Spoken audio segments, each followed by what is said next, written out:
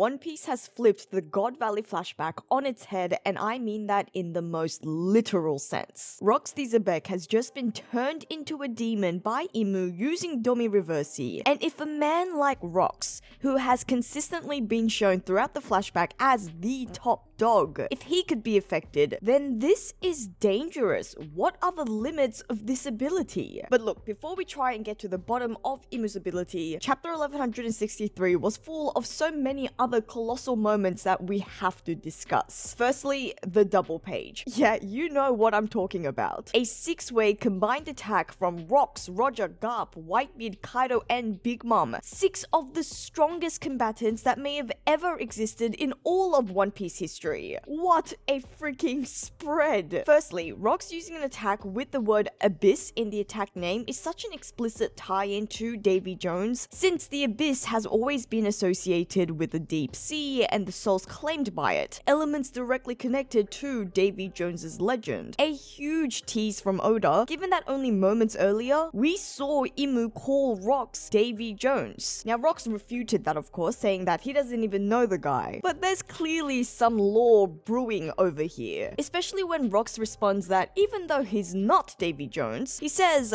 a promise is a promise. And I know the most straightforward interpretation of that line is that Rox is talking about the promise that he made when he infiltrated Marijois, promising that he'll be back to deal with Imu after failing to do so at Marijois. But now I'm also hoping that Rox here is actually referring to an ancient age-old promise, one that may have been passed down the Davy D family line. A promise that Davy Jones, whom I think is also Joy Boy, will defeat Imu. A promise that Joy Boy or Davy Jones obviously failed at, and now Rox is going to fail at too, but his son, Teach, with Luffy, the returned Joy Boy, will deliver. Speaking of promises, I made a promise to get the JoyFleet to 100,000 subscribers, and we are now so close, but I do need your help in delivering that promise, so please do subscribe. In return, I'll make sure you never run out of One Piece discussions. Meanwhile, Garp joining in with the pirates to attack Imu, that does a lot to continue the redeeming portrayal of Garp in the flashback. We see him freely choosing to defy the line of command,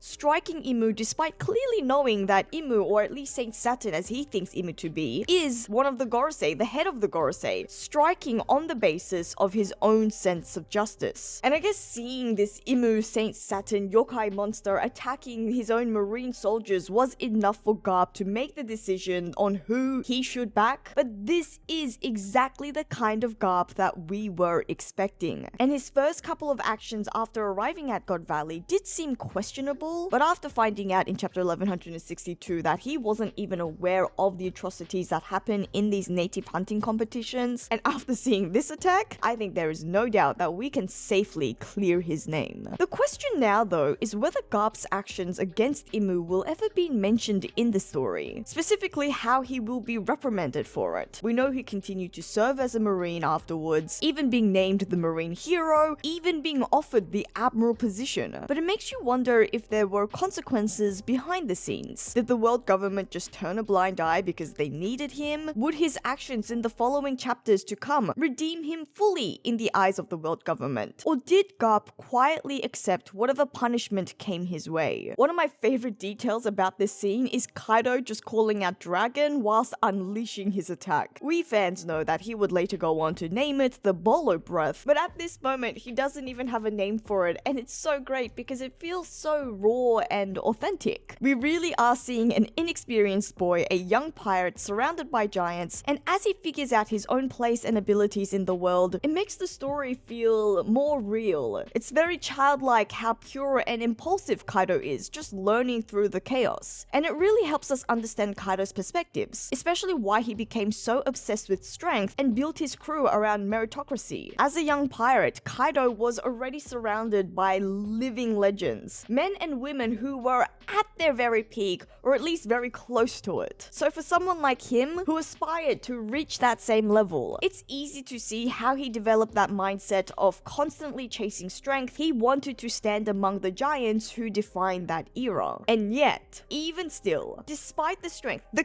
combined strength of all of these 6 giants. As glorious as it was for us to witness this attack, still, it did nothing, absolutely nothing against Imu, and that is terrifying. Imu as a character basically exists to make a scene like this double spread possible. No one else could have taken that hit and lived, so in that sense it makes for an amazing panel, but at the same time, after witnessing this taking place, how does anyone actually beat Imu? Like seriously, if that kind of power from 6 of the strongest didn't even scratch them, there has to be a specific weakness or counter built into Imu, right? Because at this point, if raw strength and combined power don't work, then someone like Luffy, who is primarily a hand-to-hand fighter, will not stand a chance on physical ability alone. It almost certainly means that Luffy's victory will hinge on his identity as Joy Boy and his reality-bending powers, something beyond mere combat strength. And we do also know that Haki must also have a lot to do with it, given what we saw at the end of the Egghead Island arc with Joy Boy's ancient Haki. But then even still, I am sure that there was plenty of Conqueror's Haki to go around between 6 of these fearsome individuals. So are you telling me that Joy Boy is just that much more superior? How then will Luffy reach those heights? I think the most straightforward, obvious answer here is that it's going to depend on the combined strength and abilities of Luffy and Blackbeard. After all, Rox was after 2 devil fruits, and I think the obvious answers there are that those devil fruits are Luffy's Nika devil fruit and the Yami Yami no Mi that Blackbeard has dedicated his whole life to obtain.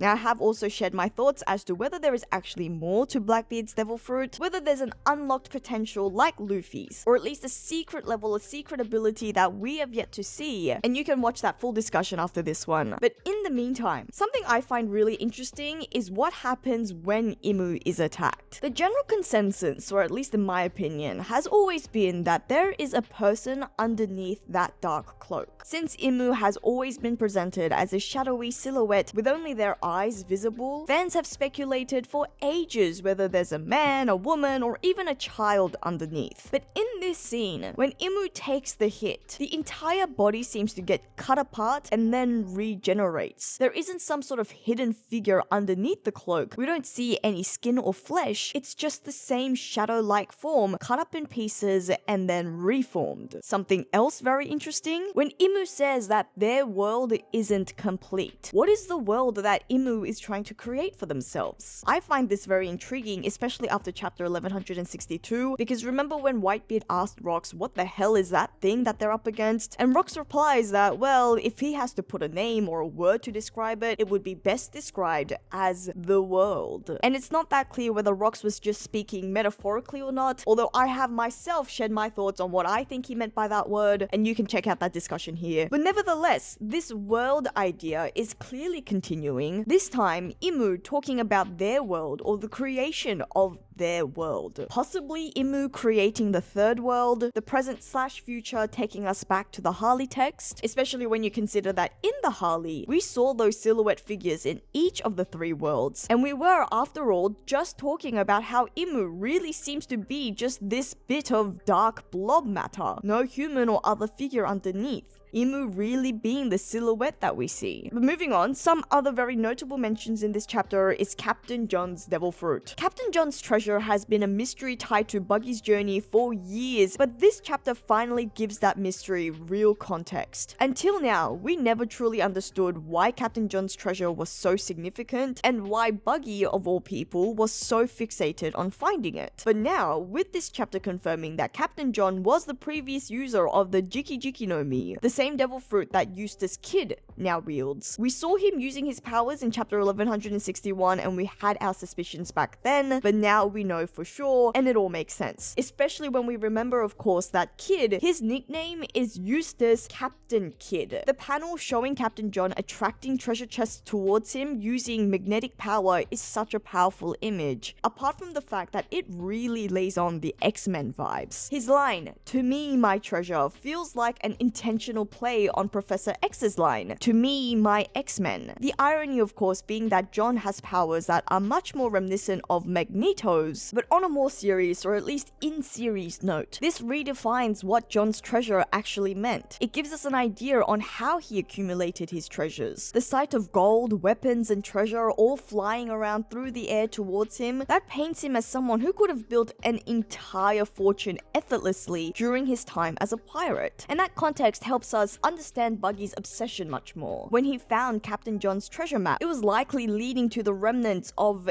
everything Captain John had amassed throughout his entire pirate career. It explains why Buggy has treated this treasure as something legendary, almost mythical. But the other devil fruit revealed in this chapter that of course begs our attention is Ganzui's, who now appears to be the previous owner of the Bomu Bomu no Mi, the same fruit that Mr. 5 from Baroque Works used back in the early series. At least that's what it looks like. We see Ganzui attacking by flicking a small object, almost identical to how Mr. 5 flicked his explosive boogers as projectiles, and it's kind of wild to think about. A devil fruit that once belonged to a relatively weak character like Mr. 5 is now shown being used by someone powerful enough to take down Captain John, the former user of Eustace Kid's Jiki Jiki no Mi, a fellow member of the Rocks Pirates. It really emphasizes that devil fruits in the series isn't about the power itself, but more so the person wielding it. A theme that has been shown to us throughout the series, specifically almost powerfully through Luffy. But here, the same fruit that once felt comedic or low tier in the early saga just played a part in defeating a fellow member of the legendary Rocks Pirates. Captain John might not be completely down for the count, but this scene definitely illustrates that no devil fruit should be easily dismissed. And you know what else we can't dismiss? Rayleigh's order to the Roger Pirates to pick up all the treasure left behind. Yeah, it's mostly played for laughs that even amidst all the chaos, Rayleigh has his priorities straight: women and treasure. But what Oda is really drawing our attention to is the fact that this is actually what led to Shanks getting on board the Otto Jackson. The Roger Pirates pick up the treasure chests, not realizing that Shanks had found his way into one of these chests. And I don't know if I'm reading too much into this, but seeing baby Shanks crawling his way to the treasure felt quite profound for me. Like we were really witnessing fate. Shanks being drawn to his destiny as a pirate, as the inheritor of Roger's will. And speaking of Shanks and destiny, chapter 1163 ends with a scene that promises Shanks' destiny will become even more intertwined with that of Blackbeard's. As Imu turns rocks, cursing him to kill his own wife and son, it seems we're about to witness Blackbeard witnessing the same thing Shanks witnessed: his own father killing his mother. Just one more thing that Oda is adding to drive home the parallels between Shanks and Blackbeard, a dynamic that the series has been steadily building for years, meaning a tragic ending for Rocks, who has been an epic character. Because if you know One Piece, you know that mothers are not safe. And considering that Edis isn't around in the present timeline, chances are she's going to die pretty soon, seeming like in a really cruel twist of fate at the hands of Rocks himself. And I guess if that happens, the question is how we're going to see Blackbeard escape during this chaos. In fact, what happens to everyone else on this island? Whitebeard, Kaido, and Big Mom, all three of them are also currently locked in the same battle against Imu, but their exact fates during the God Valley incident or at the end of the God Valley incident was never clearly explained. We just know that after Rocks' defeat, the crew disbanded. That's it. But did they also help Roger and Garp try and stop Rocks? Is that why Blackbeard had no qualms about killing Whitebeard? Were they defeated by Imu or this new demon Rocks, or did they just simply flee the battlefield? Whatever the answer is, the next chapter might just show it, and depending on how it plays out, it could completely change not just how we view the God Valley incident, but the origin of every one of these emperors who were heavily involved.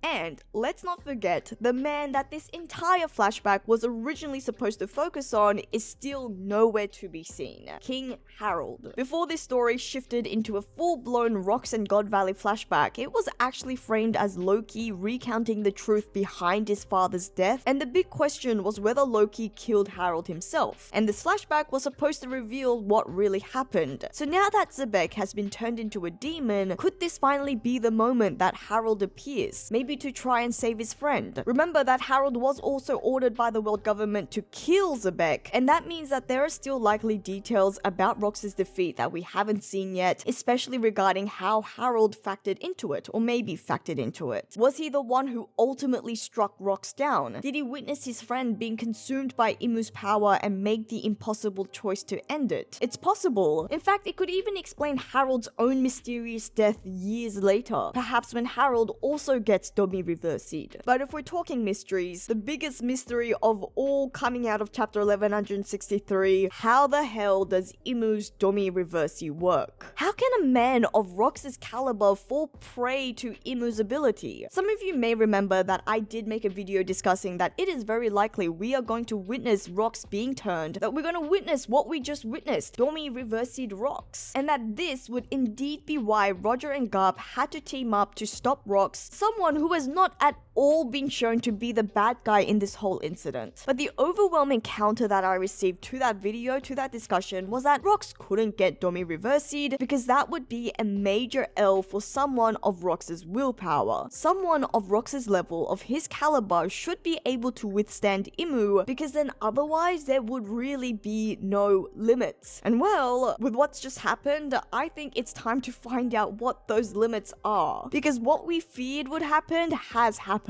I've seen a lot of ideas about how Imu's ability could be controlled or could be limited. For example, Domi reversi in Latin can be translated to mean to return home. So the condition for the ability to work is that it only works on those who are the inhabitants or the citizens of the island where the ability is being used. That's why Rox is able to be turned in God Valley, his homeland, and the Elbathian giants were turned in Elbath. Or something I find very interesting is that this time when Imu uses Domi reversi here, they don't seem to follow the same process as they did back when we saw it in Elbath. Back in chapter 1150, we saw Imu create an abyss to utilize the Domi reversi, whereas we don't see that happening here. How come? Is the abyss not a condition for the ability to work? And look, clearly there is much more to discuss when it comes to Imu's powers, and we will be doing just that in the next video. So in the meantime, please leave your thoughts below on how Domi reversi works, or on anything that happened in chapter 1163. I'd love to read it, so leave a comment below. And if you don't want to miss out on our discussions on Imu's ability, then make sure to subscribe. Also, to help me, a fellow One Piece fan, get to 100,000 subscribers, I'd really appreciate it. You can also help support the channel further by becoming a Patreon or channel member like these wonderful people. But as always, thank you for listening to another one of my crazy One Piece ramblings. This is JoyGirl, and I'll see you again soon.